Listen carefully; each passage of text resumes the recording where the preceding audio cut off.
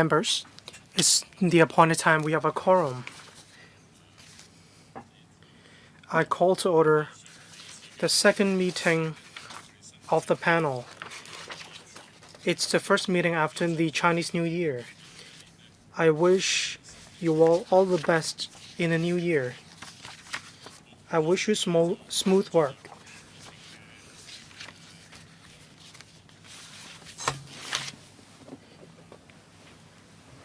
Agenda item number 1.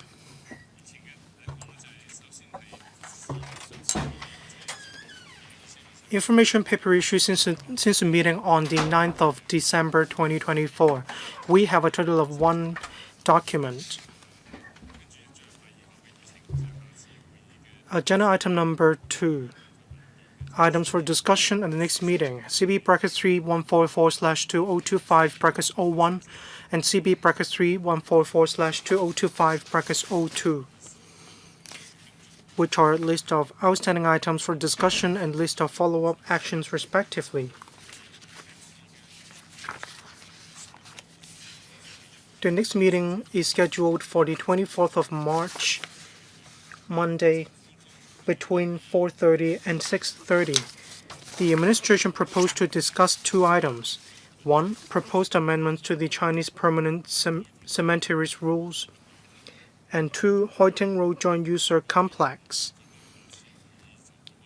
If members have no particular views, we'll discuss these 2 items at the next meeting. Any views?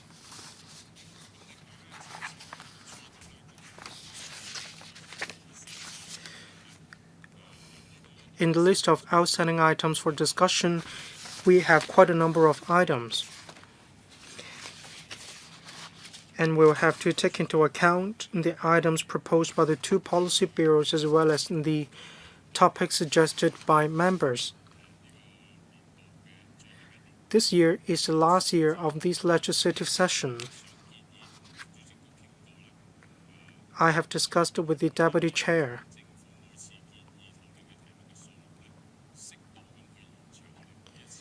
We will extend the meeting as appropriate. Our regular meetings are 2-hour meetings, so depending on the progress of the discussion, we may extend the meeting by half an hour. We hope to finish all the item discussions by the end of this legislative term. So it's possible that the meetings will run from 4:30 to 7. We'll have to see whether the administration is prepared to do so, and we will also see whether the topics are urgent. So members, please be prepared. If need be, we may have to extend the meeting by half an hour so that we can discuss more items.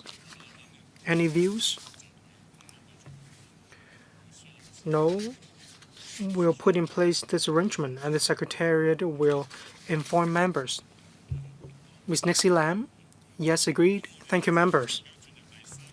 Agenda item number 3. Proposed retention of one-time limited supernumerary administrative officer staff grade C AOSGC post in the Youth Affairs branch of the Home and Youth Affairs Bureau, HYAB.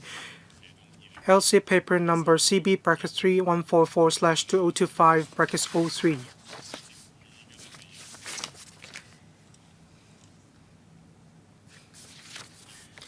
From the administration, we have with us Mr. Leung, Undersecretary of the HYAB, Mr. Eric Chan, Commissioner for Youth, Home and Youth Affairs Bureau, Mr. Hon Man Ban, Principal Assistant Secretary for Home and Youth Affairs, and Ms. Lee, Principal Assistant Secretary for Home and Youth Affairs. I'd like to invite Mr. Karen Leung to walk us through the papers. Thank you. President Xi Jinping emphasized that Hong Kong will prosper only when its young people thrive. Hong Kong will develop only when its young people achieve well-rounded development. Young people are our future. They are the engine for growth of the future development of Hong Kong. The administration published the Youth Development Blueprint in late 2022. It outlined the overall vision and guiding principle of the government's long-term youth development work in the future.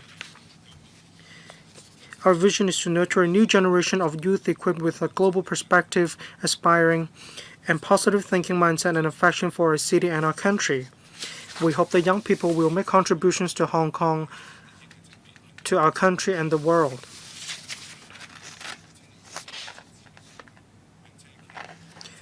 We expect that different stakeholders will act according to the concrete actions and measures under the blueprint. After the promulgation of the Youth Development Blueprint released in 2022, the HYAB has been promoting youth development work.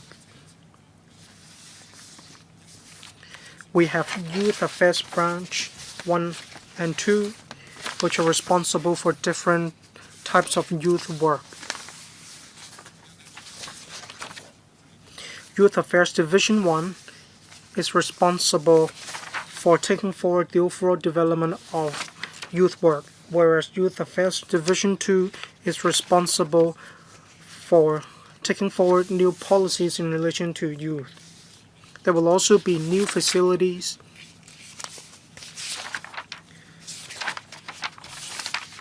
such as converting the Kai-Tak Communication Isolation Facility into a youth development facility. Tung Chau Street Temporary Market will also be converted into a youth link.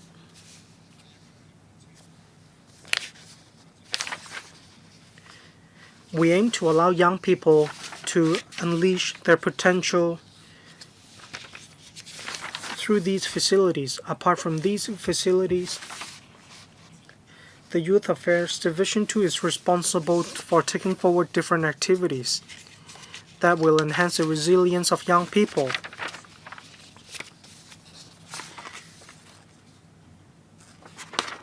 There will be different funding schemes, such as the funding scheme for youth positive thinking activities. We'll have to retain one-time limited supernumerary AOSGC in the Youth Affairs branch.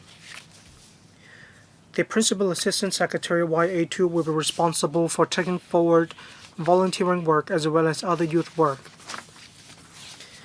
He or she will monitor the youth uniform groups.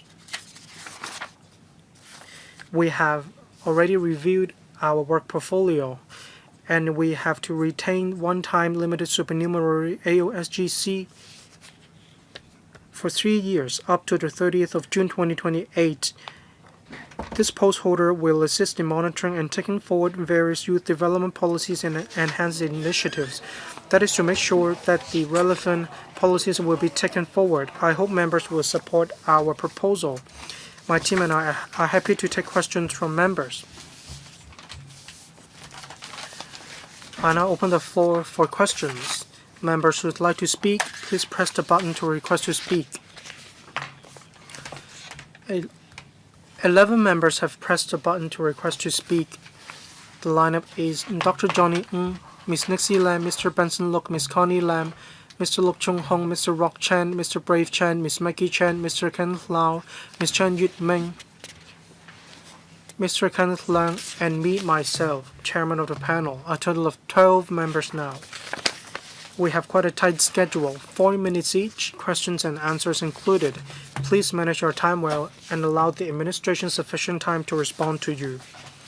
The first member, Dr. Johnny Ng, 40 minutes, questions and answers included. Thank you, Chairman. The organization I work for receives subsidies from the administration.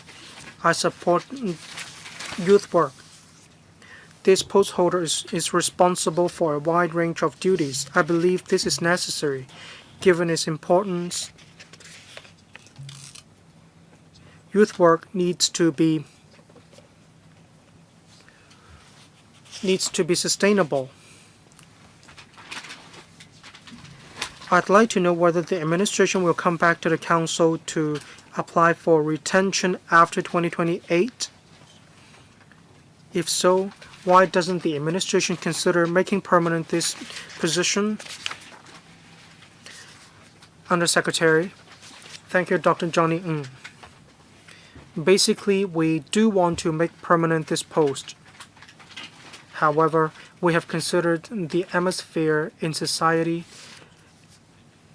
and if resources are available, we don't rule out the possibility of making permanent this position. No follow-up? No? Thank you, member. Next, Ms. Nixie Lam. Thank you, Chairman. Actually, my proposal is similar to Dr. Johnny Ng's. 2 years ago, we already said that this post has a very wide work portfolio. We have youth festivals, youth hostels, and we even have a new policy initiative, that is the youth post hostel.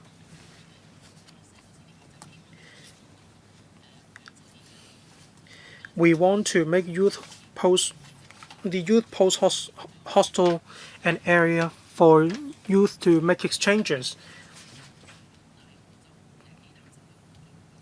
I support this post, but I am afraid that the post holder has too much work.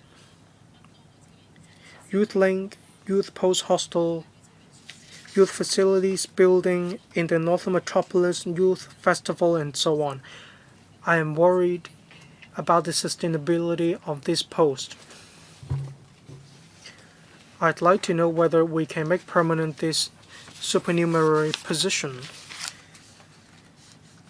After all, this post holder does have a wide work portfolio. The youth post hostel hasn't been commissioned yet. We have the youth facilities building in the Northern Metropolis as well. Can you tell us more about the progress of this building? In your reply, you didn't tell us yet whether you would keep this building. Can you tell us more about it? In my answer to Dr. Johnny Ng's question, we want to make permanent this position, but owing to the atmosphere currently, we'll have to conduct a review after 3 years. When resources are available, we may consider making permanent this post. In relation to youth post hostel,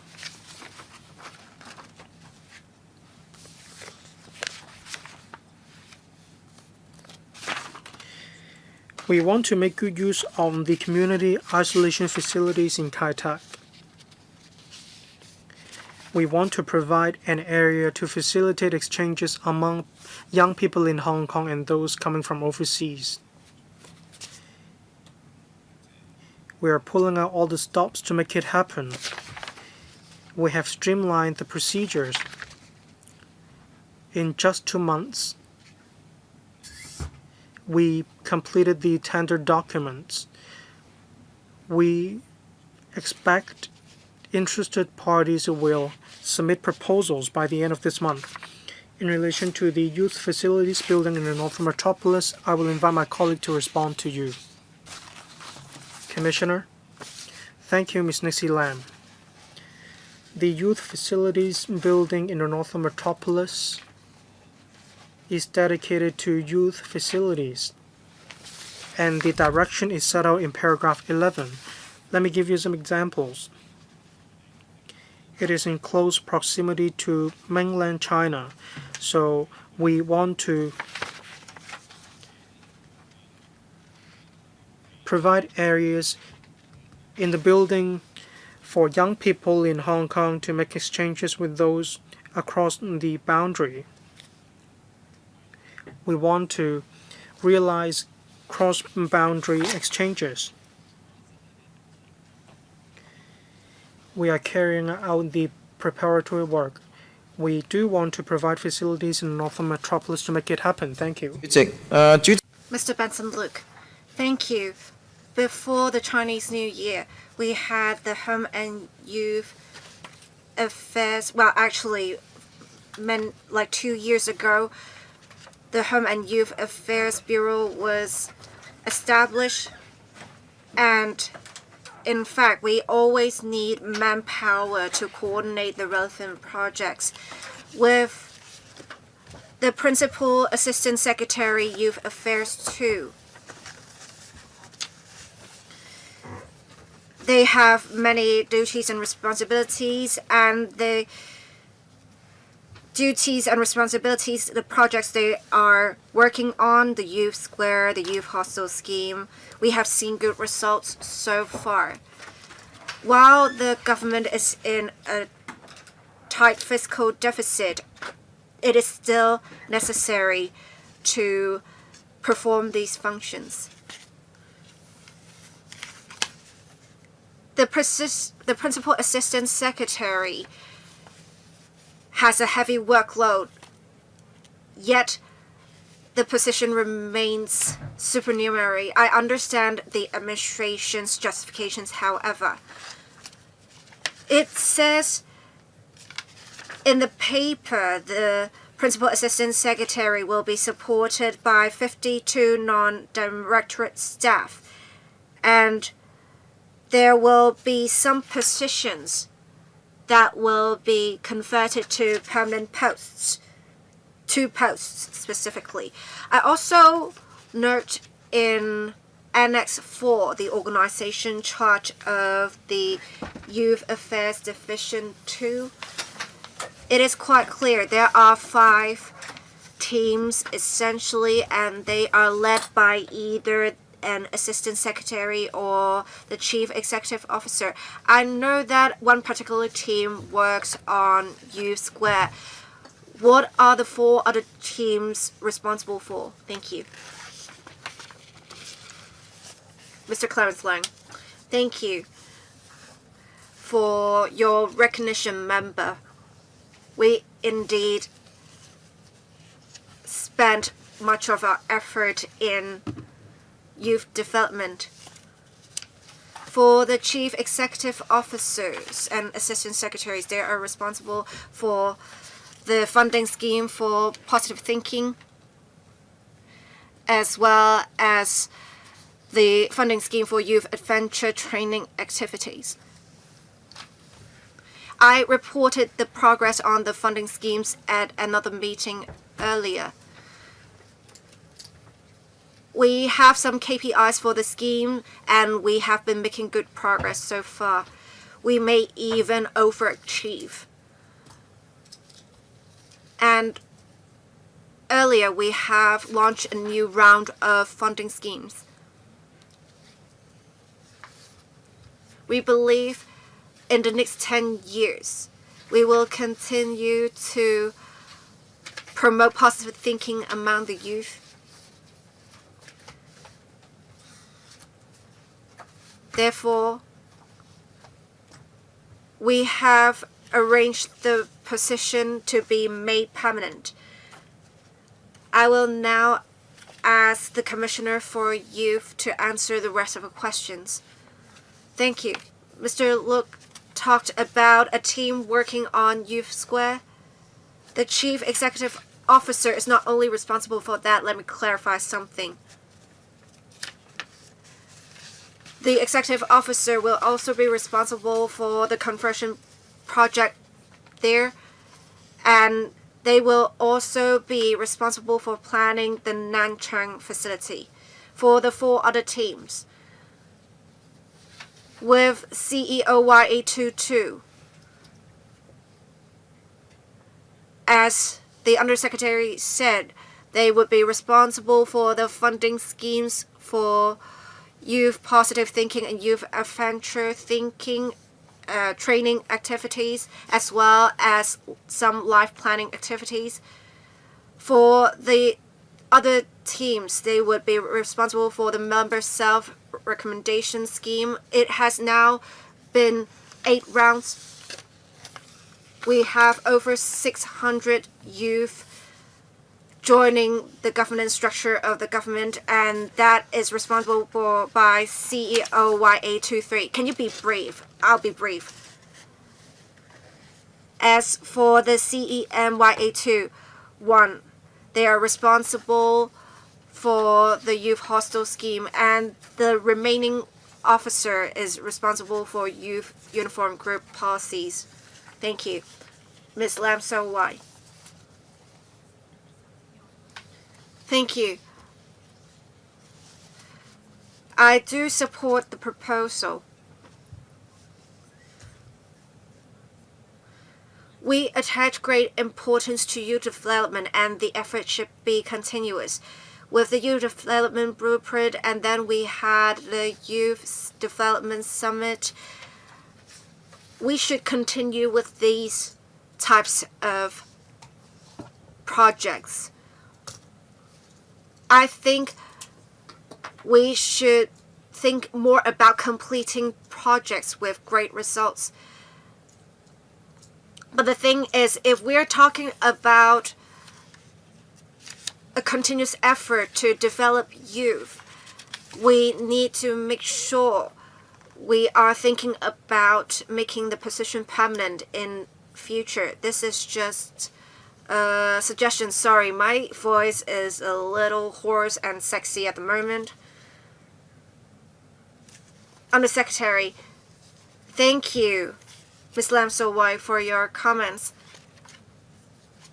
As I answered before, we will follow up on this. I think you will need to regularize the position in order to make sure your efforts are continuous. Anything to add, Undersecretary? As I said earlier, we will consider this. Thank you. Mr. Lo Chong Hong, as a labor union member, I have all along been concerned about youth employment, and you need to make sure youth are aware of their interests and they are developing their careers with that in mind. I want to ask what the administration's plans are. Let me first say I do support the proposal because this is important to youth development. On life planning in particular, have you any measures that would target students with SEN? And I believe before a member raised an oral question on this. With the life planning of SEN students, it should start early and there should be targeted measures. I hope that the administration can enhance measures relating to this.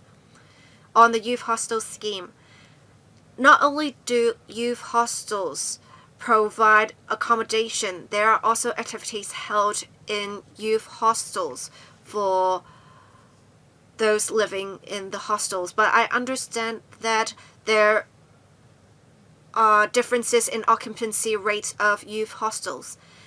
I want to ask if the administration would enhance things in this regard. Thank you. Undersecretary. Thank you, Chair. And thank you, Mr. Luke, for your questions. On life planning, this scheme is in its first round and we have recently launched the second round. The first round is about to end. For the second round, we will work with NGOs to promote life planning. In the first round, we have achieved great results. We have covered 400 secondary schools. And as Mr. Luke talked about, we do have some services for SEN students. In future rounds, we will continue to provide such services. We will also incorporate some elements relating to knowledge about the country. We will also provide more experiential activities. As for youth hostels, I think in general,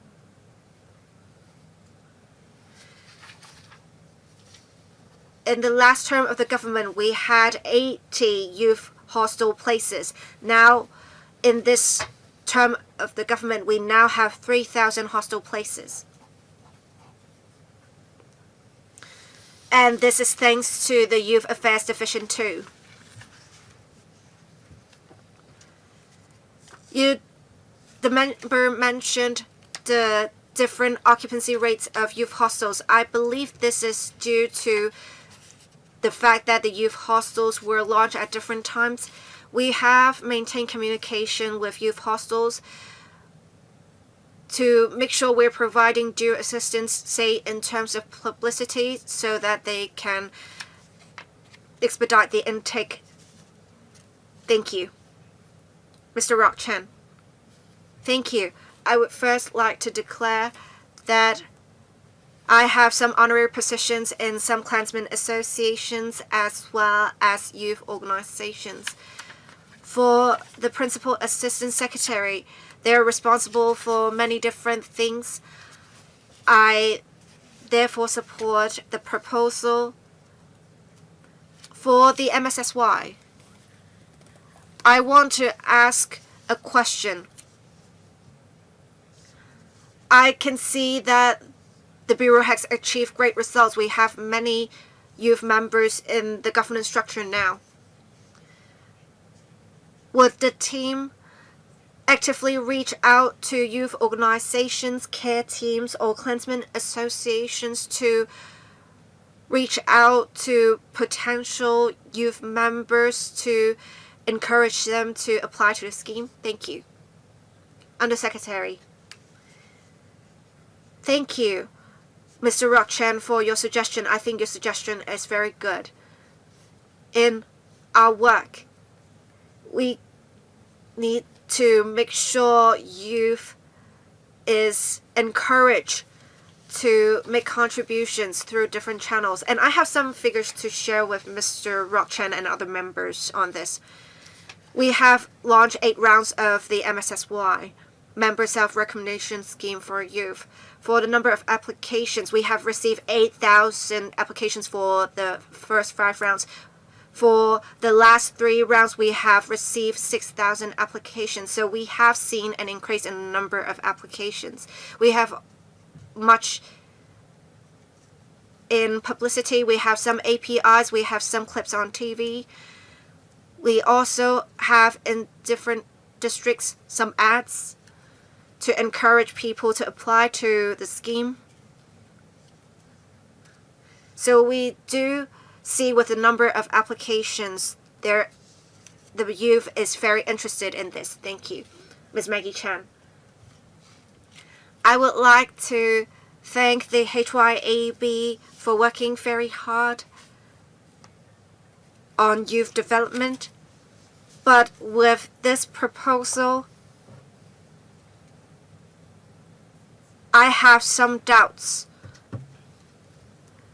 for supporting the retention of the position. We're in a tight fiscal position. If we have much in resources, I would say yes.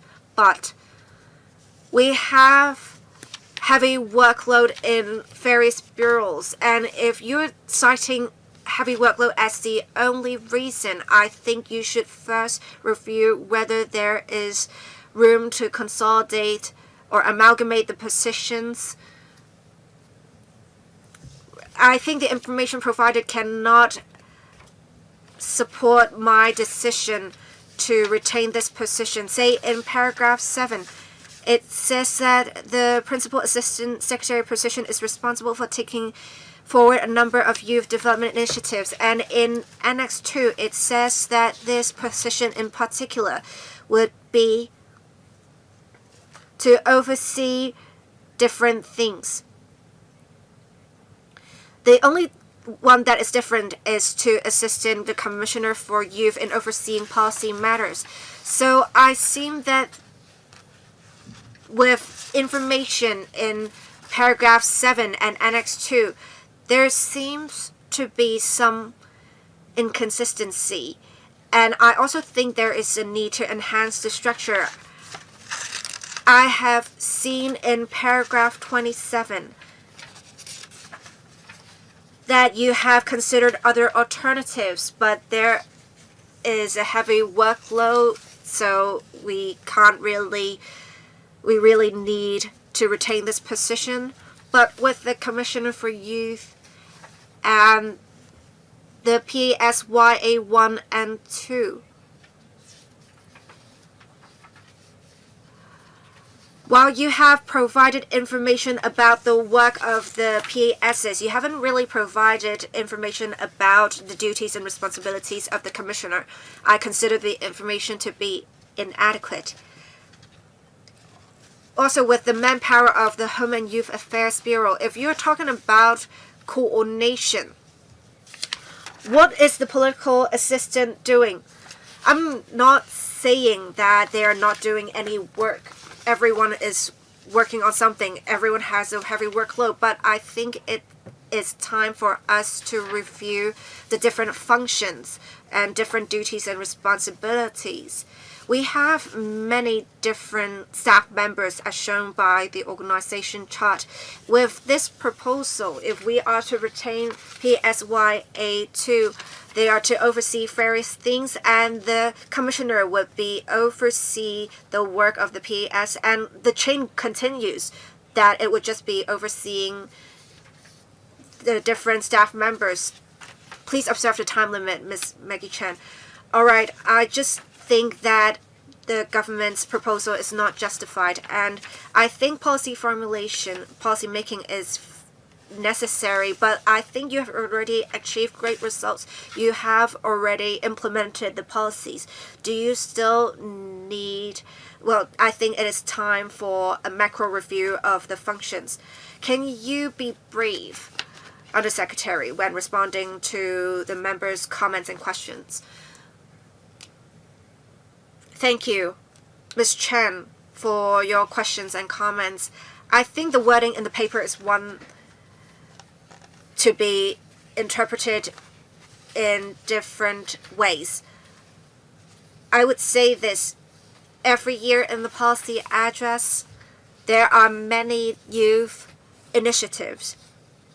So we have seen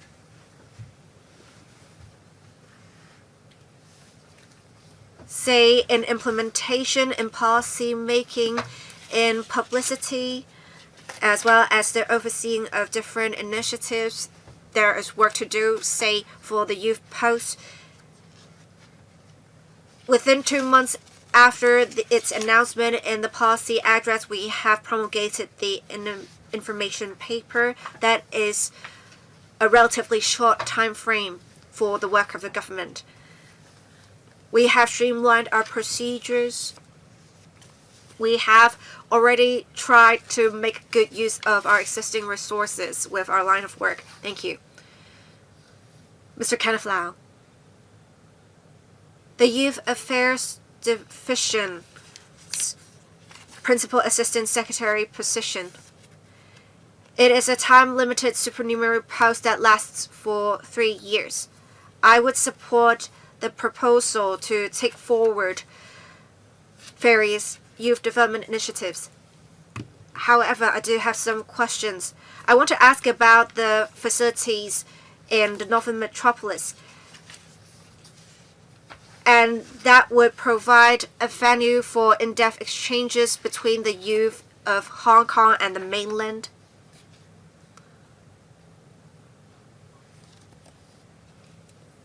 Will the PASYA2 be responsible for taking forward this project and monitoring the progress of the implementation of the project? Thank you. Commissioner, thank you. This position would be overseeing the project in the Northern Metropolis, including advanced preparations, implementation, and after the facilities are the funding or the project is approved, it is taken forward. The PAS will continue to oversee the implementation of the project. We have different projects. With this project in particular, it is still in advanced preparation stage, and the PAS is currently overseeing this. When construction starts, the PAS will continue to follow up on this project. Thank you. Any follow-up questions? None? Please proceed. Deputy Chairman, Ms. Chen Yupming.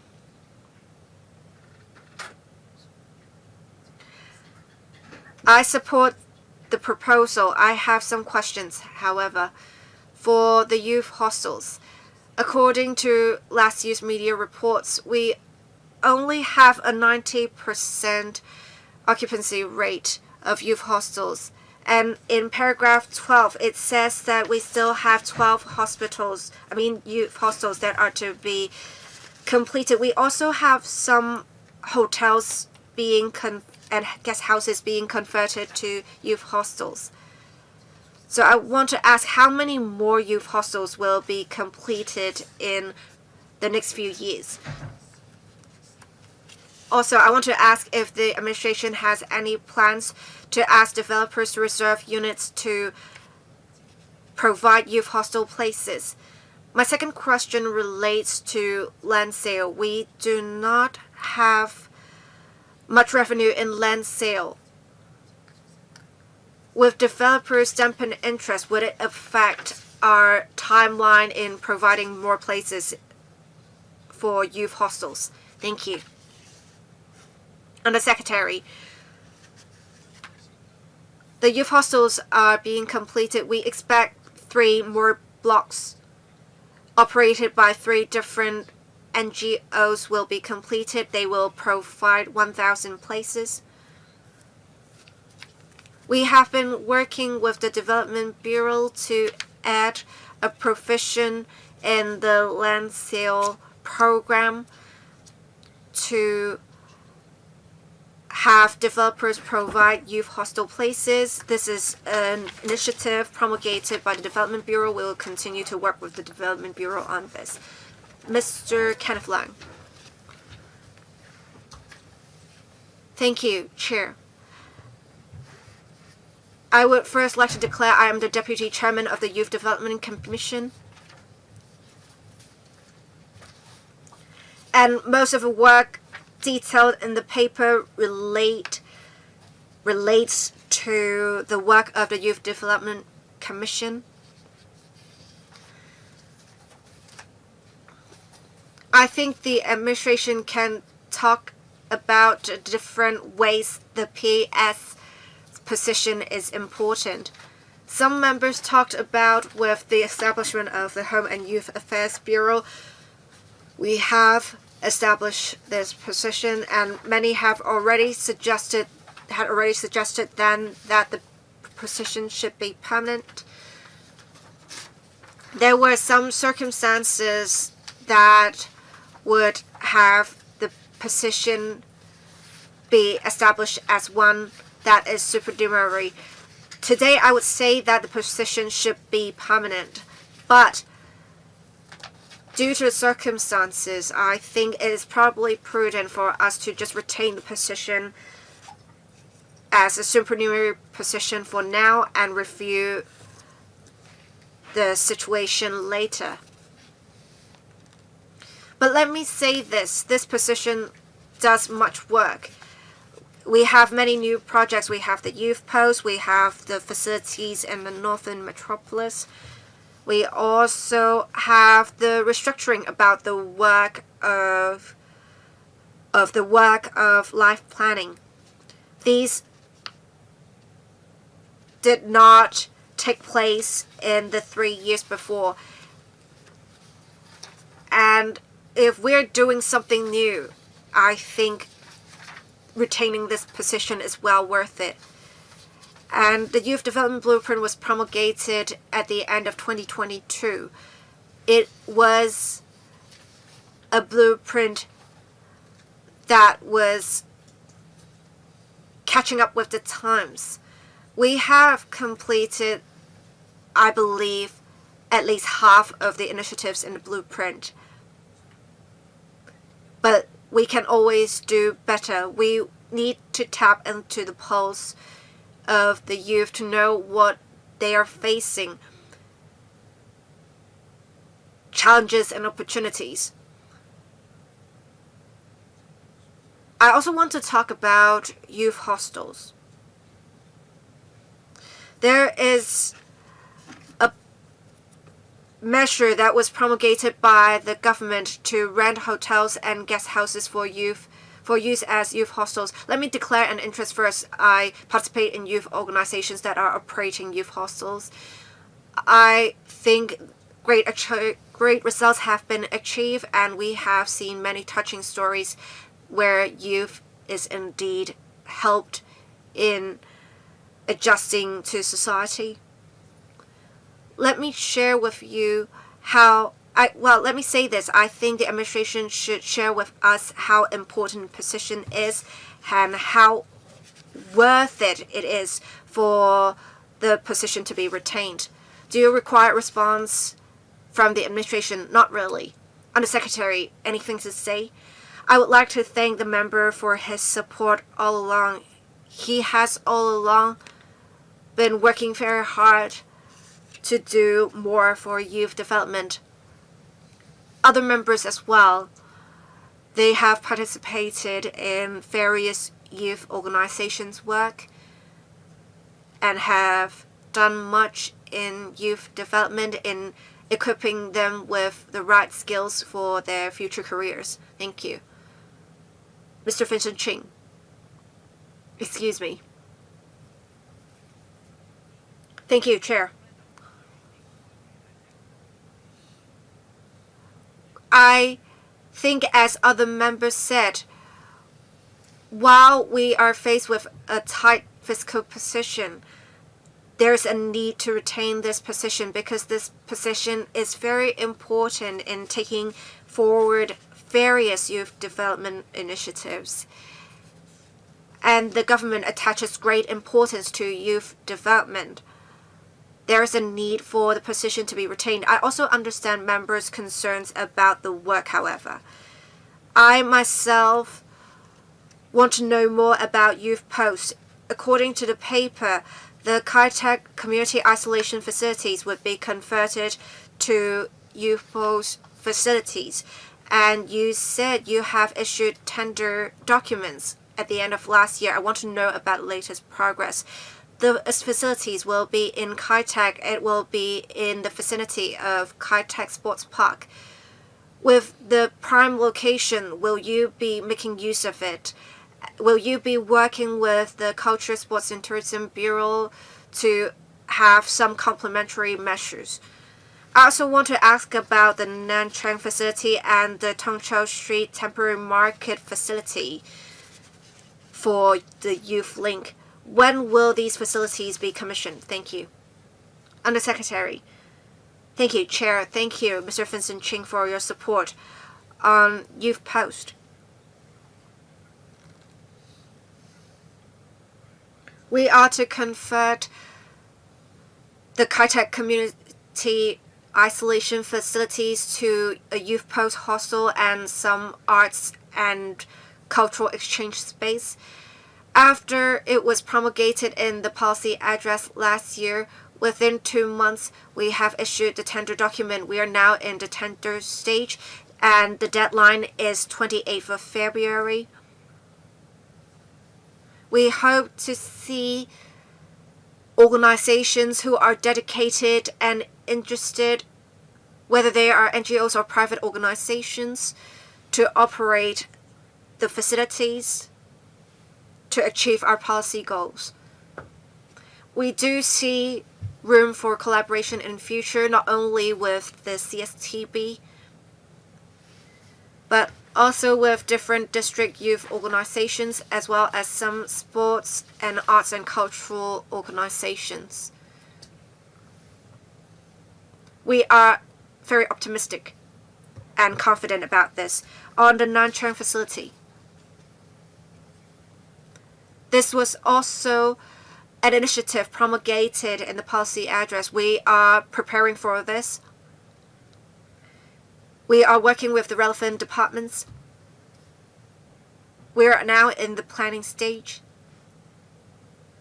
We hope to complete the facility in phases so as to provide space for Youth Link members. Thank you. I do support the relevant project. Thank you. Next member, Mr. Brave Chan. Thank you, Chairman. Thank you, Undersecretary. The first time we talked about this item, most members said that this post had a very wide work portfolio. At that time, While the HYAB was quite reserved in this respect, they could have asked for the creation of 2 or 3 more posts. Basically, I agree when the economy is not performing well, we may consider limiting the civil service. But this position is very important. We need to enhance our efforts. The HYAB receives the least funding, so we need to make suitable adjustments in order to enhance work in this connection. We need to see how we can better consolidate resources within the government. Say, can we compress the construction costs while keeping the main contents of the projects? That's exactly how we can better manage our finances. After all, this post has a wide work portfolio. Can this post holder handle the workload in the coming few years? Is it possible to make this post permanent, or can additional resources be added in order to improve the work? Undersecretary. Thank you, Chairman. Thank you, Mr. Brave Chan, for your view and support. Indeed, the last time when I came to the Council to solicit member support, we received a lot of member support. Looking back, in the past 2 years, I can say that our results are quite significant. Youth hostels increased from 80 to 3,000. There are also activities in youth festivals, attracting attendances of some 400,000. Just now we focused on the youth post, but it is not the only facility we have. We have converted different community isolation facilities into a base for national education as well. In the past 9 years, the figures are quite encouraging. Some 5,600 young people received training sessions in the base. We find this situation very encouraging. As I have answered different members' questions, in the future, we may make this post permanent. When resources are available, we hope to seek member support. Next, Ms. Rebecca Chan. Thank you, Chairman. Let me make my position clear. I support the retention of this time-limited supernumerary position. Probably the Undersecretary can tell us more. We approved this position earlier. In the future, in the coming 5 to 10 years, I believe youth work is at the top of the agenda of the administration. We have a fiscal deficit we should spend within our means. We should only spend when it is necessary. Officers need to come to the Council to answer members' questions. Well, you should indeed make this post permanent. It shouldn't be a supernumerary position. Your time and efforts are costs as well. Is there any special reason why you still keep this position a supernumerary one?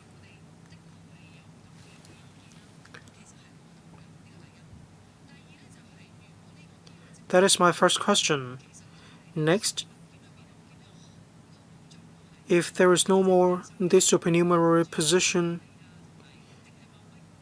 it will in turn increase the workload of the Commissioner for Youth. Say the 90 actions under the blueprint, probably some of these actions could not be implemented, or there may be delays. These are the shortcomings of not having this position. Whether members of the public or members, we do understand the severity of a fiscal deficit, but we should spend when it is necessary.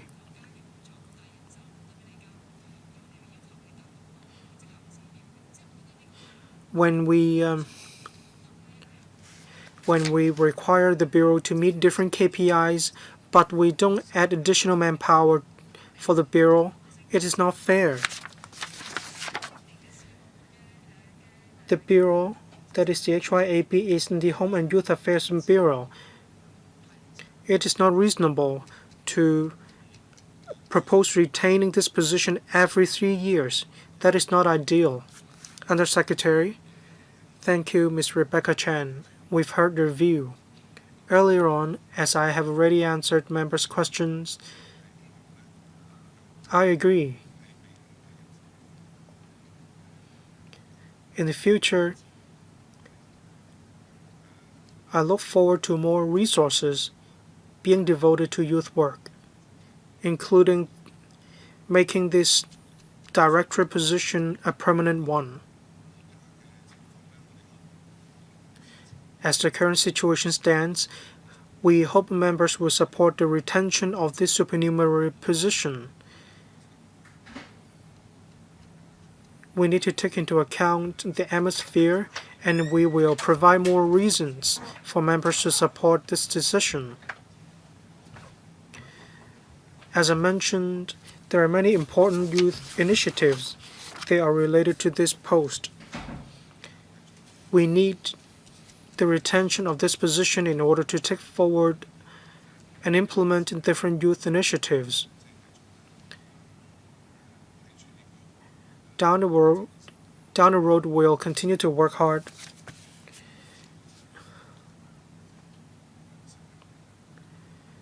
so that the post will be well worth the money spent.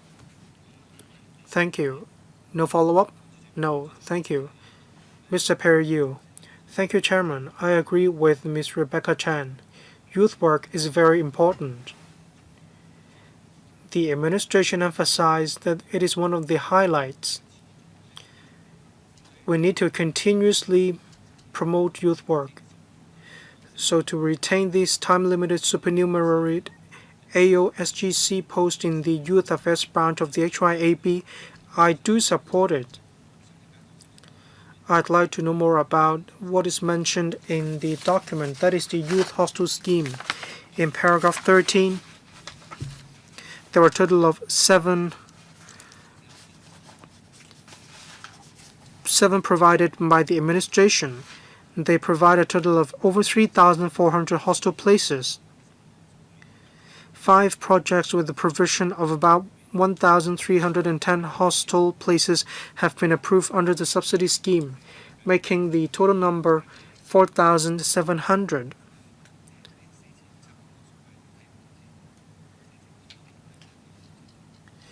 After the commissioning of all these hostel places, is there any plan for expansion in the future on the part of the administration? Thank you. Thank you, Mr. Perry, for your questions. We have the subsidy scheme, that is to provide subsidies to build youth hostels.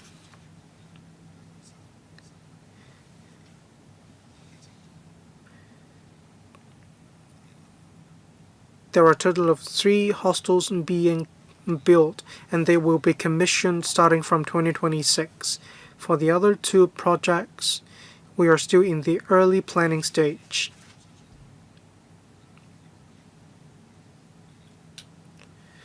When there is a good plan in the future, and when resources are available, we expect to continue with this line of work. In relation to converting suitable hotels and guest houses for use as youth hostels, we expect to provide an additional 3,000 hostel places in the coming 5 years. We provide subsidies in full to NGOs. In the meantime, we want to provide youth hostel places for young people.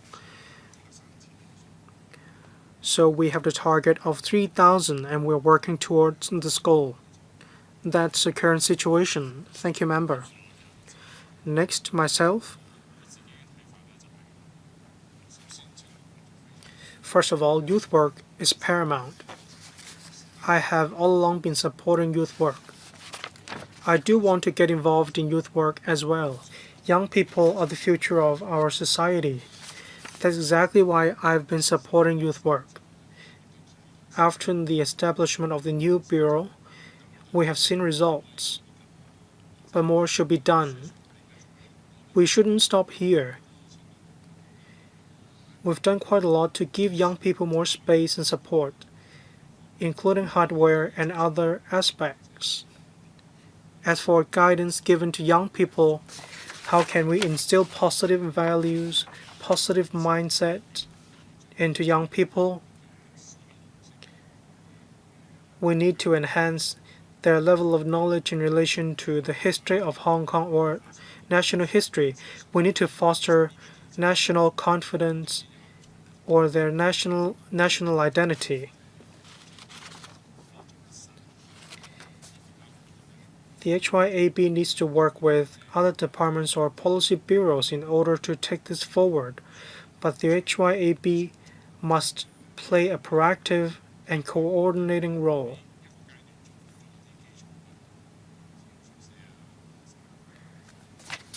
We have laid the groundwork, say youth hostel, life planning, then we may consider adjusting the work directions.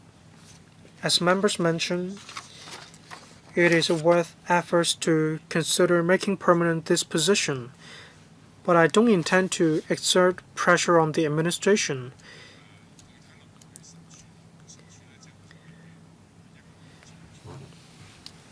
In relation to youth hostels, as the Undersecretary mentioned, much work has been done. Has the administration done any assessment in relation to youth hostels? Are the current youth hostels sufficient? Is there any need to make any changes? Recently, it came to my attention that an entire block of the youth hostels has been put up for sale. Will it cause any shock to the market? We need to build a study in Hong Kong brand. As a result, many mainland students may come to Hong Kong to study. They are the future students of Hong Kong as well, so they may need youth hostels.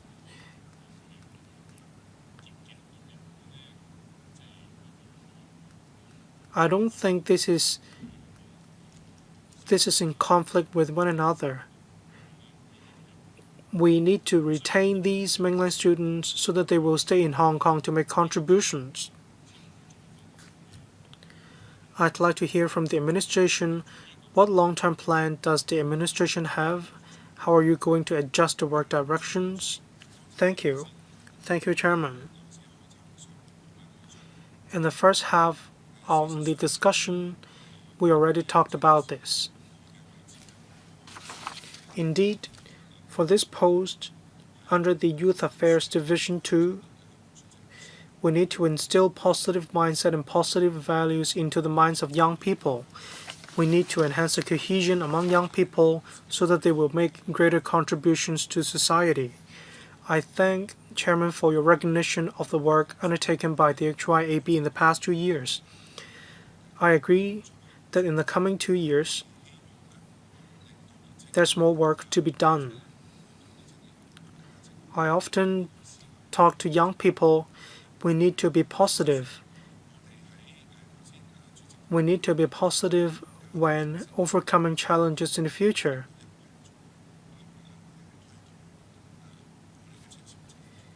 We have been taking forward the uniform groups of young people. National Day, National Security Education Day, and so on.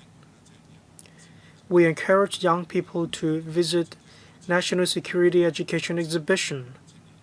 Over 2,000 young people have already visited the exhibition in relation to national security education. And the community isolation facility in Tsim has been converted into an exhibition area for national security education. It ran from April to October. We attracted thousands of young people, and we want young people to have a correct understanding of our country in order to enhance their sense of national identity. Thank you, Chairman, for your comments on the youth hostel scheme. We have seen results with the scheme. For the future development of the scheme, we will keep taking stock of the schemes, and when appropriate, we will consult the members in order to make further enhancements. Our goal is to give young people in Hong Kong a better future. Thank you. I believe all members who have pressed the request to speak button have spoken. Any other members who would like to speak for a second round? If not, we'll move on to the discussion of the next agenda item. Before we do, though, let me first ask members. Do members not object to the administration submitting this proposal to the Establishment Subcommittee for consideration? No objections? All right, let's move on to agenda item number 4. Reprovisioning of Pot Fu Lam Public Library and the Pot Fu Lam South Public Housing Developments. The paper provided by the administration is LC paper number CB brackets 3144/2025 brackets 04. Let's first invite representatives of the administration for the discussion of this item to come inside the conference room. We have in attendance Mr. Raislin Lau, Undersecretary for Culture, Sports and Tourism. And we also have Ms. Yandi Chan, Principal Assistant Secretary Culture 2, Mr. Lee Ji Chen, Assistant Director Libraries and Development of the LCSD, Mr. Matthew Ute, Project Director 3, Acting Architectural Services Department, Ms. Helen Leung, Chief Architect 6, Housing Department, Ms. Anne Falk, Chief Executive Officer Planning 3 of the LCSD, and Mr. Chris Liu, Senior Project Manager 340 of the AOSGC. Mr. Raislin Lau, are you the acting secretary, or should I just call you the undersecretary? You may call me the acting secretary. Thank you. We are going to brief members on the proposal of reprovisioning the Pot Fu Lam Public Library.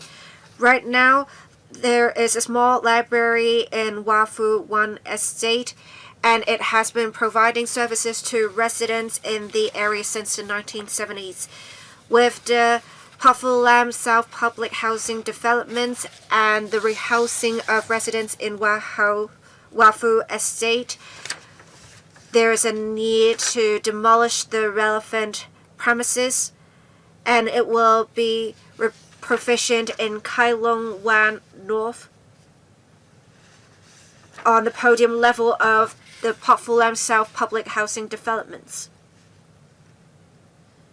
In order to tie in with the schedule of construction and the additional population of about 31,000 brought about by the Pot Fu Lam South Public Housing Developments and the redevelopment of Wah Fu Estate, the net operating floor area of the new library will increase, and we will also enhance the facilities.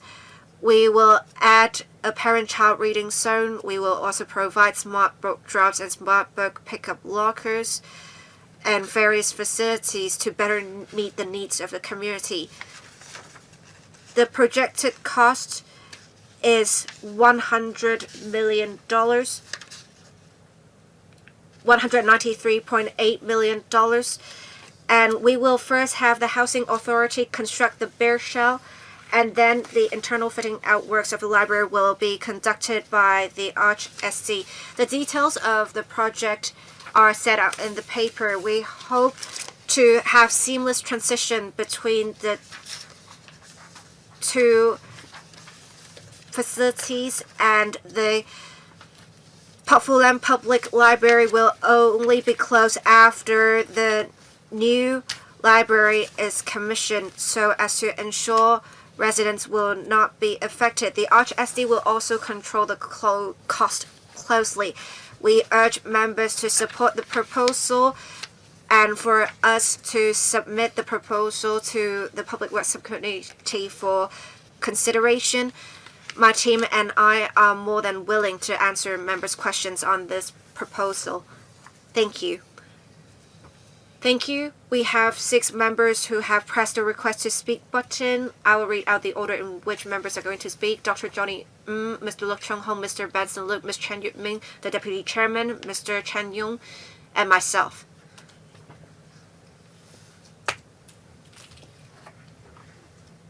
The first to speak would be Dr. Johnny I'll assign a 4-minute time limit. Questions and answers included. Thank you, Chair. For the reprovisioning of Pok Fu Lam Public Library and Pok Fu Lam South Public Housing Developments, the size will be larger. The new library, that is, that should better meet the needs of residents in future. It says that it would take 6 years. For 5 years for the bare shell and 1 year for the internal fitting out works to be carried out. The library is not that big. Why is it that it would take 5 years to construct the bare shell? Are there any constraints in particular, geographically? Now, with the cost. We will soon have the budget announced, and the project cost being $193.8 million. I can see from the artist's impression that it looks quite good. It even looks luxurious. How can we ensure that we can complete the project in time without going over budget? What measures is the administration going to promulgate in this regard? We have many libraries in Hong Kong. Can we make the library in Pok Fu Lam into a characteristic location to tie in with our tourism initiatives? Thank you. Acting Secretary, I will have the LCSD and ARCH-SD colleagues answer the rest of the questions. Let me first answer the question about the time taken for the construction of the bare shell. We need to make sure the foundations of the housing developments are completed before we can construct our library. That is why it takes longer. As for the cost, we do need to shoulder our percentage in the cost of the bare shell, and that would be around $100 million already. Thank you. I will now let the HA colleague answer some questions. Thank you. Thank you, member, for your support. And Wafu Estate residents are looking forward to a new library. As the acting secretary said, it takes 5 years to complete the bare shell because it would include the works for the foundations as well as the superstructure. So with the Pok Fu Lam South Public Housing Developments, there are 9 blocks, and there is a 45-story housing block above this. 9 blocks for the foundations, to be specific. So the 5 years would be for the whole housing project. It would also include the construction of other social welfare facilities. With the podium, not only does it have the library, we also have a social welfare department's youth services center. We also have a market. We also have different leisure venues. And these will be venues that we expect that will be frequented by residents in future. As for the project cost, we have made use of current market prices to estimate the project cost, and we have apportioned the cost based on the size of the library. We are confident that we can meet the time as well as cost goals of the project. Thank you. before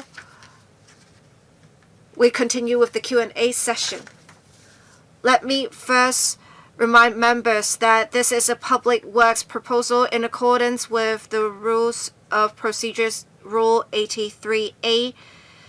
Members should disclose the nature of any direct or indirect pecuniary interest relating to the item under discussion before they speak on the item. Mr. Lu Chung-hong. Chair, there is no need for me to declare an interest, but I have visited libraries of the LCSD at different times of my life. Even after I have started working, I have spent much time in the libraries, of course, when I was studying also. The thing is, we are faced with a tight fiscal position at the moment. So I think it is time for us to review the model of operations of libraries, whether we should go with the traditional approach, whether people are going there to study, whether people are going there to read, and how can we be more cost effective while promoting the functions of libraries to foster a reading culture. Say for the Port Lam Public Library, this existing library, how many books are people borrowing from this library, and how much would it be for the cost of each library book? We do have less people borrowing books nowadays. We have different circumstances now. I'm not saying libraries are no longer needed, but we really have to think about the cost of renting each library book when reviewing the operations. We have seen many students frequenting the study rooms, so study rooms are definitely needed. I think we should really think about the book rental part of things. How much does it cost to rent out a book, and how much would it be to run the library in future? And have you considered perhaps engaging NGOs to run libraries that would be more cost effective, that would also make the library more characteristic to the community? Now, with the construction of the bare shell, it costs much, but internal fitting out works also cost much, 35% of the cost. So that would already be approximately $70 million. So for each square meter, it would be approximately $56,000 for each square foot. Or each square meter, it would be $56,000.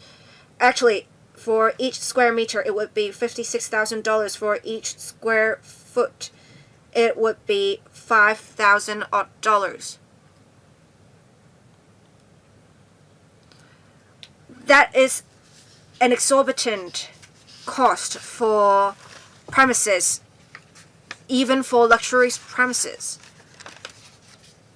I think we need to talk about the justifications, because with this figure in mind, I think the construction firms may inflate their prices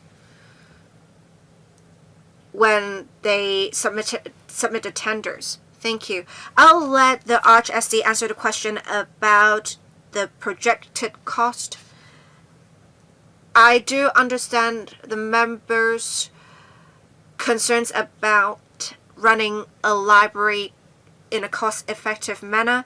We have been making good use of technology to reduce manpower needed in libraries and to provide more services and have longer service hours. We can provide some figures after the meeting. As for the library, there are study rooms, of course. But we also want libraries being there to foster a reading culture. As I said earlier, we will put a parent-child reading zone, and that is exactly for that purpose. We are encouraging parents and children to read in libraries. We will also arrange for different experiential activities that would relate to reading to encourage parents and children to read. And libraries are an important part of communities, and many residents need the relevant space, and they would frequent the relevant space. And we hope to make libraries in future that would hold more activities for reading and otherwise. I'll let the AOSGC colleague answer the part about the projected cost. Thank you, member, for your questions. And as you can see in the paper for the reprovisioning project, it is 1,200 square meters, but it does not include the parts that are passages. The construction floor area is over 2,000 square meters. So it would be $70 million divided by 2,000 square meters. We have referred to our other internal fitting out works projects when we projected the cost. We believe this cost is reasonable. Thank you. Next member, Mr. Benson Lok. Thank you, Chairman. For the reprovisioning of Pok Fulam Public Library, I have doubts as to the use of resources given the existing fiscal deficit. In 2023, the Audit Commission pointed out the number of visits to libraries decreased from 37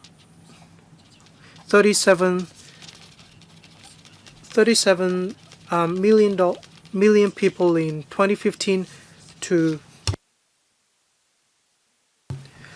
11 million people in 2023.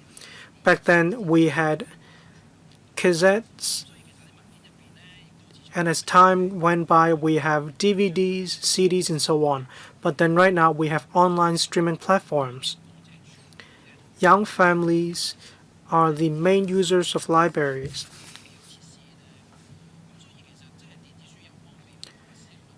E-books are convenient. Is it in line with the reading habits of young families in society? I'd like to ask the administration whether you will transform traditional libraries into facilities that are more suited to younger families in Hong Kong. Say, can we increase the number of e-books, whereas decrease the number of traditional physical books in libraries? Will it help bring down the construction costs? Thank you, Chairman. We share the same goal with members. We do want to have more space to provide reading space for library users instead of having physical books inside libraries.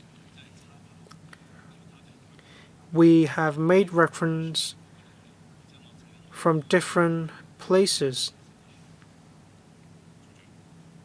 Probably I can ask my colleague to give you more details. Yes, we have made reference from other places in relation to the design of libraries. I'd like to say that in the middle of the epidemic, there were anti-pandemic measures, hence a decrease in the number of visits to libraries and library users. However, following the pandemic, the number of library visits increased. There are both physical books as well as e-books in the libraries. Libraries are a place for people to gather. There are young people. There are also older people in libraries. That's a place for them to gather.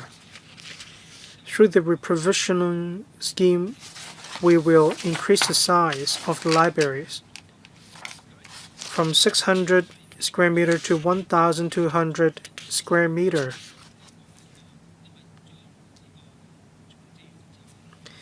After the completion of reprovisioning, there will be an additional 31,000 population intake, and they are in the younger age range.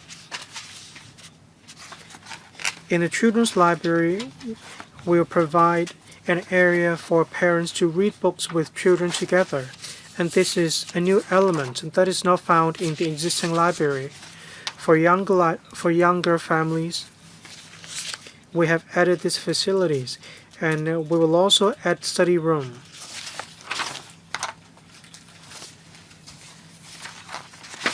Apart from that, we will also provide smart book drops and smart book pickup lockers, so users can return library materials and collect library materials outside library opening hours. For thematic exhibitions to introduce the culture of the Southern District, for instance, we have added different facilities to cater to the needs of different people. That's exactly why we have a larger area as well as an increase in costs. Ms. Chen Yutming. Thank you, Chairman. I support the provision of services by libraries. They serve the community. I have the following 3 questions. 1. The paper mentioned for Pokfulam Public Library, it is a small library. After the reprovisioning of the library, the size will be doubled to about 1,200 square meters. There are quite a number of housing estates. There's a living circle of 15 minutes. The paper mentioned the population in the Southern District. I'd like to know within 15 minutes of walking distance, how many residents can the Pokfulam Public Library cover? How many more residents will benefit from the reprovisioned library? As mentioned in the paper, the residents mainly, there are mainly younger families in the district. There will be more students' study room in the library.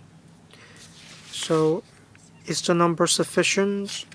Can you tell us how you made assessments? Can you provide more grounds?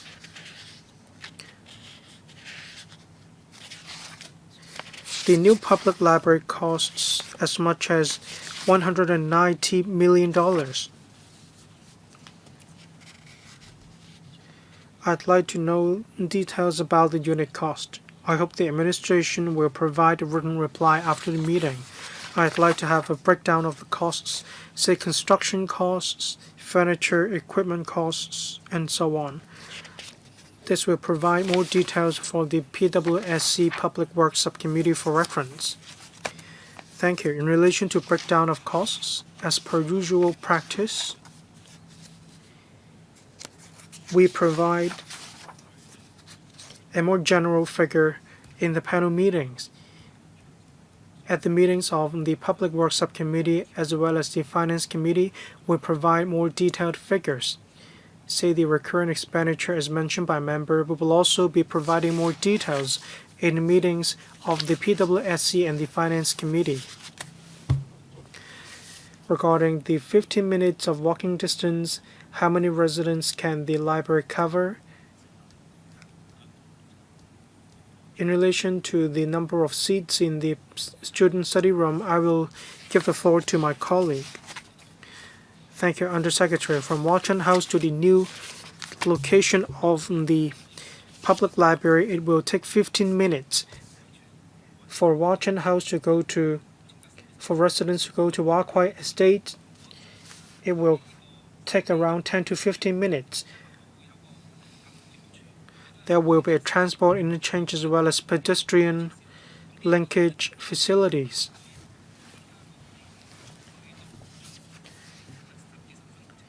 It will take some 10 to 15 minutes to go from the current location to the new location. So the distance won't be much longer comparing with the existing distance. We'll design student study room in accordance with the Hong Kong planning standards and guidelines. The study room will be around 200 square meters. And we will put in place student study room in the small libraries. Student study rooms have around 70 seats. The usage rate hasn't yet reached 100%.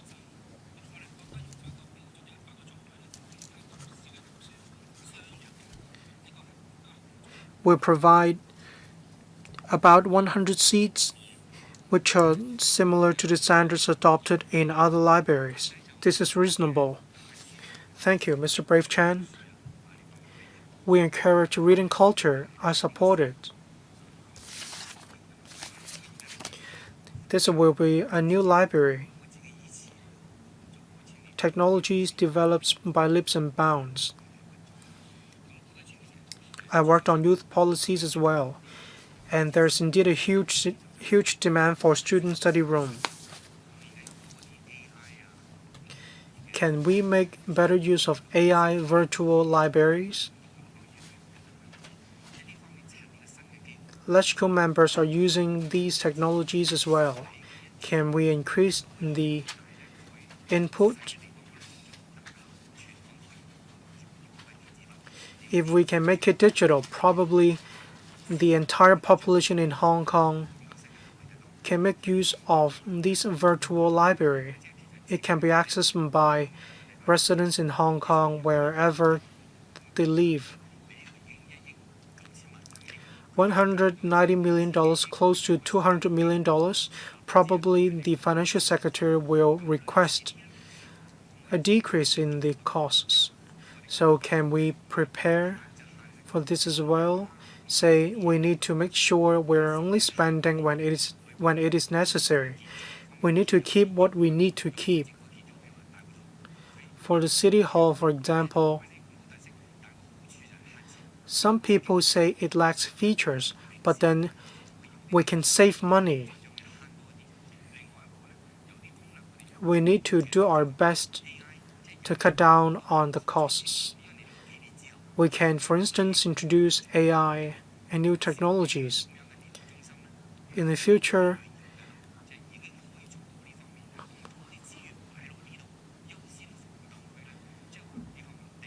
we need to provide resources and devote these resources to serving the public right now. We don't necessarily have to wait for 5 years before we can do it. There are book exchange schemes. We encourage residents to share different books. They can exchange different books.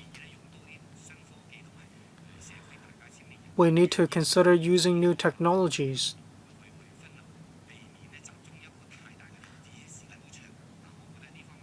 So we can avoid making too large of an investment into one single place or into one single project.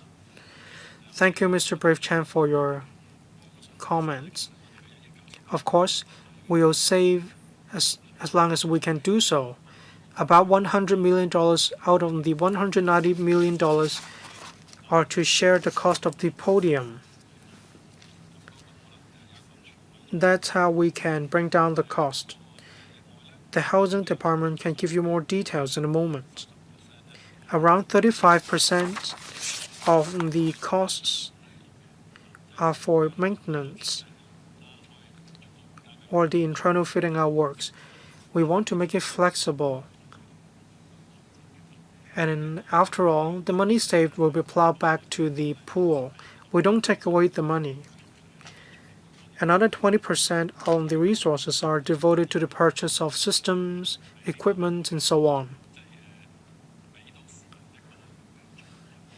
We aim to provide Hong Kong people with a modern experience, but I'm not going to give you more details about the system. We are just talking about the podium, and a lot could happen in 5 years. So we need to make good use of the podium. Thank you. HA colleague, can you answer the question for the cost? Thank you. For the cost of the podium, we do note the member's suggestion. We will review the project cost on the premise of not affecting quality. We will see if we can adopt another design. We now have a glass design and we're retaining an old and valuable tree so people can see the tree through glass. But I understand the circumstances we face and we will review our design and the cost. Thank you. Professor Lau Chi-Pang. Thank you. Chair. I think this is hard for us to discuss. Let me say this. I grew up in libraries and I spend a lot of time in libraries still due to my work. But libraries feel like a thing of the past. It's just like something that existed 30 years ago. Honestly, I have worked in universities for so long now. When I was a student, I would spend much time in the university library, but now there is no one in the university library because students can just access the portals from their notebooks or even mobile phones. They can do all their readings on the devices. Let me also say this. It is only the case that we have standards to meet. That's why we have university libraries. But are libraries actually needed? I do see there is a news and periodical section, but it is now not hard for people to access news online. We don't even see that many newspapers sold in real life. And before we need news and periodical section because people would have to read the newspapers. But now we can access news online. And before we were talking about OpenAI and ChatGPT. Now we're already talking about a new AI, the DeepSeek. And maybe by the time of the next meeting, we will have something new again. Technology advances at a very quick pace. I think maybe it's time to think about whether to reprofession something that lives in the past. If you're talking about reprofessioning a museum, that would make a lot of sense. But with this, you're renting books, you're reading news or periodicals. Is this really necessary? I have published a lot of books. This is an interest that I should probably declare, but not many people buy my books, and I only earn like 50 cents in royalties. It's not that people don't read or do not absorb information. They now have different channels to access information. So you are talking about an additional population of 31,000 and the cost is $193.8 million. So for each resident, it would be about $6,000 for them to access the library. But there, you can do much with $6,000 in accessing content online.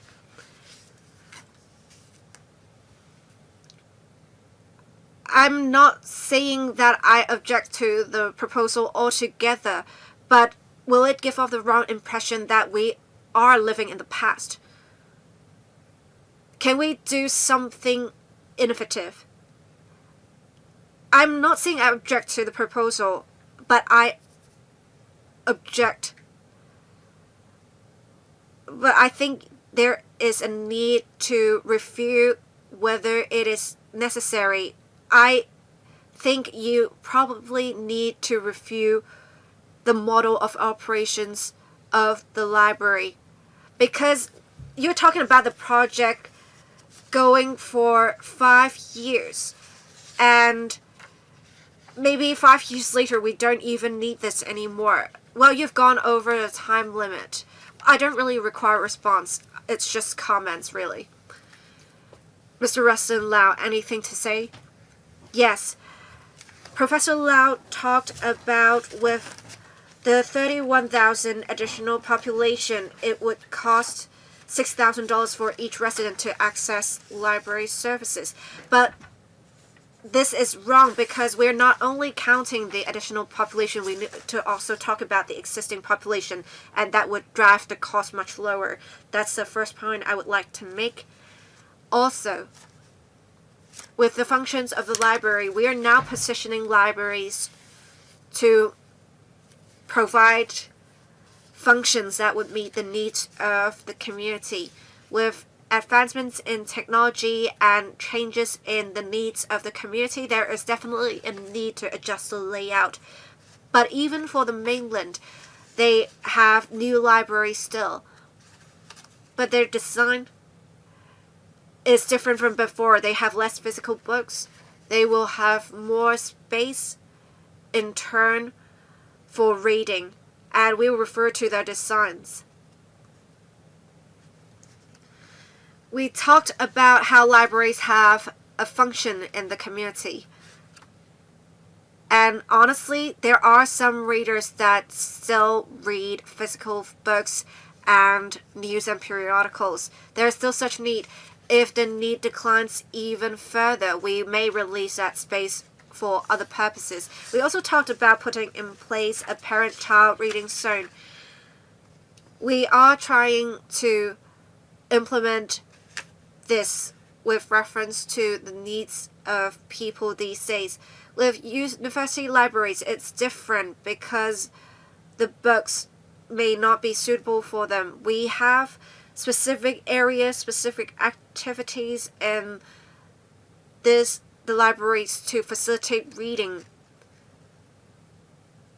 by parents and children. I think we cannot really compare university libraries with public libraries. Thank you.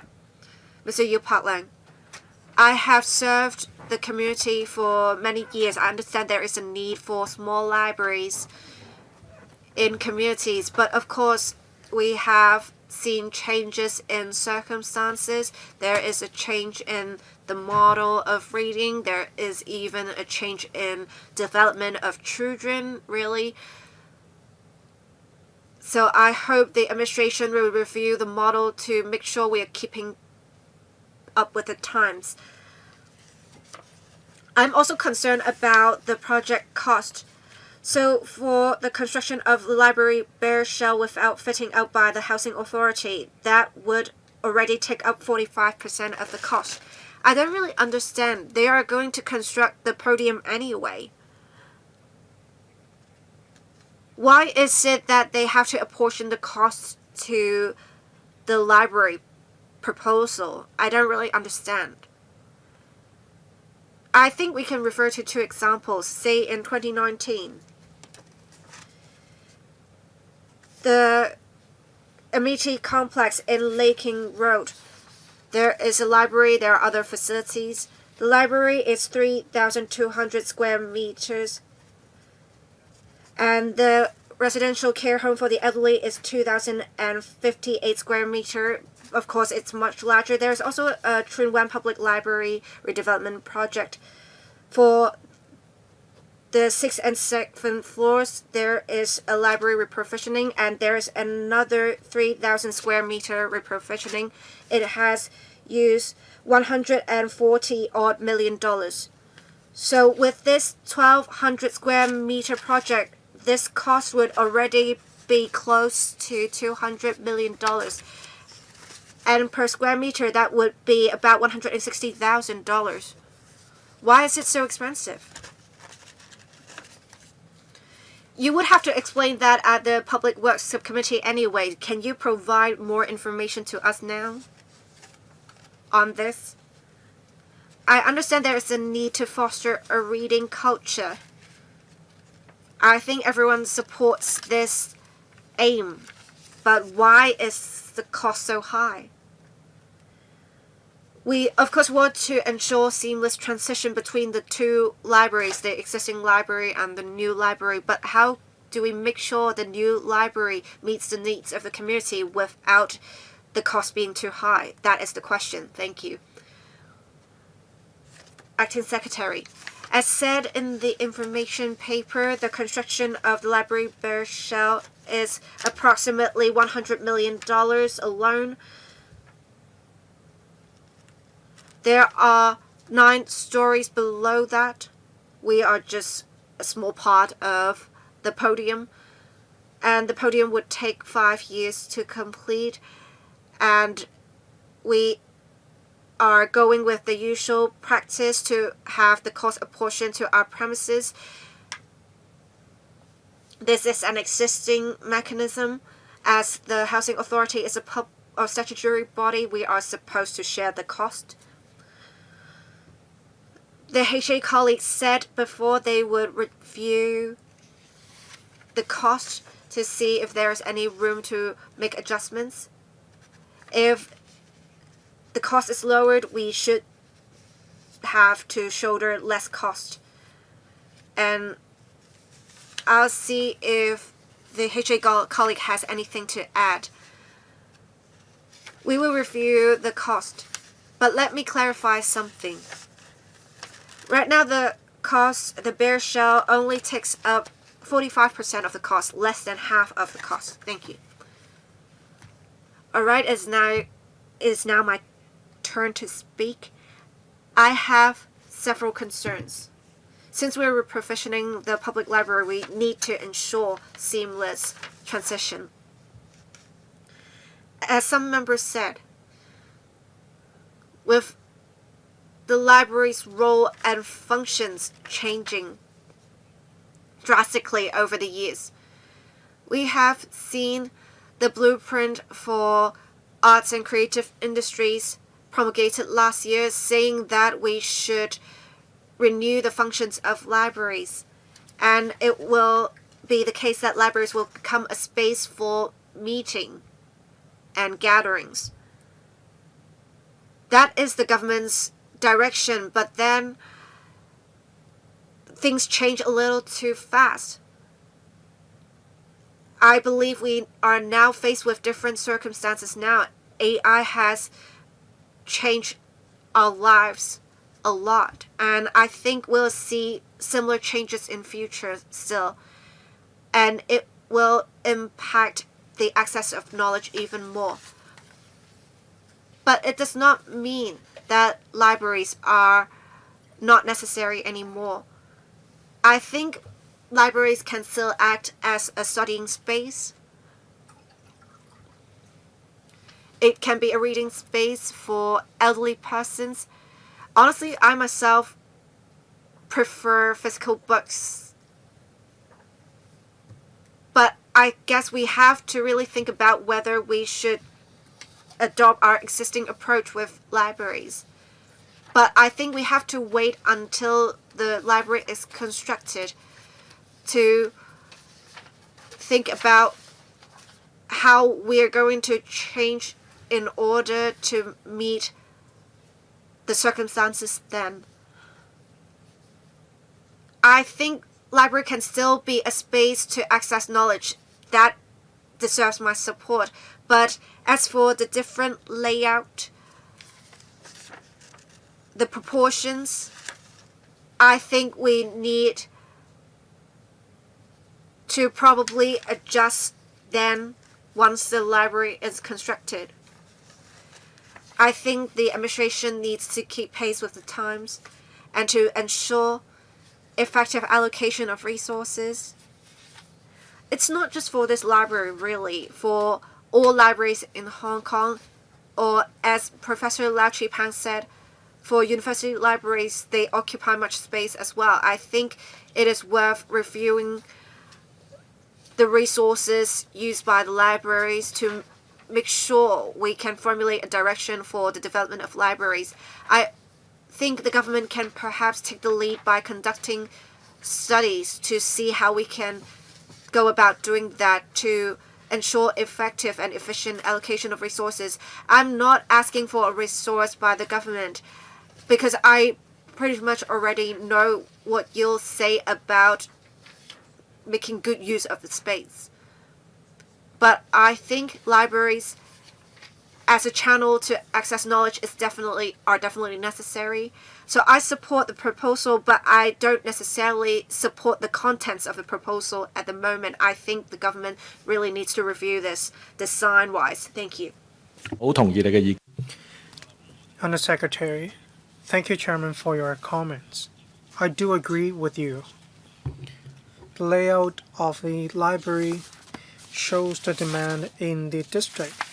We have discussed with the relevant stakeholders, and that's how we came up with this plan. Probably a lot could happen in the coming 6 years, and we can make appropriate adjustments. For the 35% of the decoration costs on the facades of the building,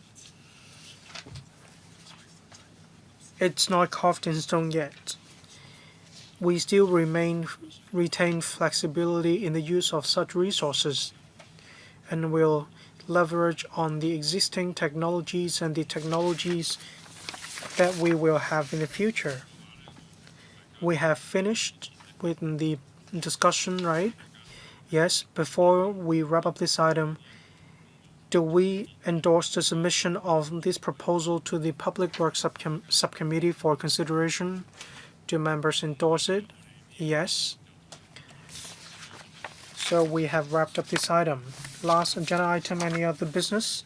There being no any other business, that's the end of this meeting. Meeting adjourned. Thank you, members.